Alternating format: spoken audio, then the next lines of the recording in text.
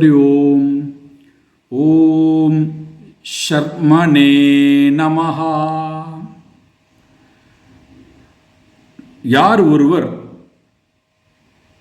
பரமானந்த வடிவமாக இருக்கிறாரோ அவருக்கு பெயர் ஷர்மே என்று பெயர். பரமானந்த ரூபத்வாத் ஷர்மஹா. இறைவனுடைய சொரூபம் பரம ஆனந்தம். நம்முடைய சொரூபமும் பரம ஆனந்தம்தான். அதனால்தான் நாம் எல்லோரும் தெரிந்தோ தெரியாமலோ புல் பூண்டிலிருந்து ஆரம்பித்து பிரம்மாஜி வரைக்கும் எல்லோரும் அந்த பரமானந்தத்தையே நாம் தேடுகின்றோம். எங்கே போய் தேடுகிறோம்? அறியாமையினாலே செல்வத்திடத்திலே, செல்வங்கள் மூலமாக சுகத்திடத்திலே, புண்ணிய பலனில் போய் தேடுகின்றோம்.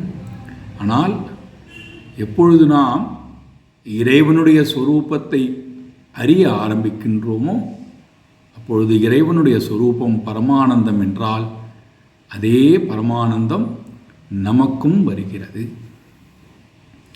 ஓம் விஸ்வரேதசே நமஹ. இது 88வது மந்திரம்.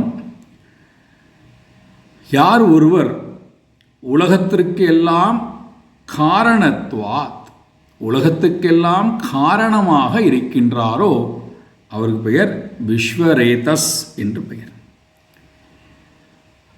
எப்படி காரணமாக இருக்கிறார் என்றால், முக்குணங்களின் மூலமாக இறைவன் நிமித்த காரணமாகவும் உபாதான காரணமாகவும் பரமாத்மாவுடைய சொரூபமாக இருந்து கொண்டு நிமித்த காரணமாகவும், நிமித்தம் என்றால் அறிவு சொரூபம், உபாதானம் என்றால் மூலப்பொருள், மூலப்பொருளாக இறைவனே தன்னுடைய சக்தியை கொண்டு அந்த சக்தியிடத்திலே தான் அறிவு சொரூபமாக இருந்து உலகத்திற்கு காரணமாக இருப்பதனாலே விஸ்வரேதஸ் என்று சொல்லப்படுகிறார். ஹரி ஓம்.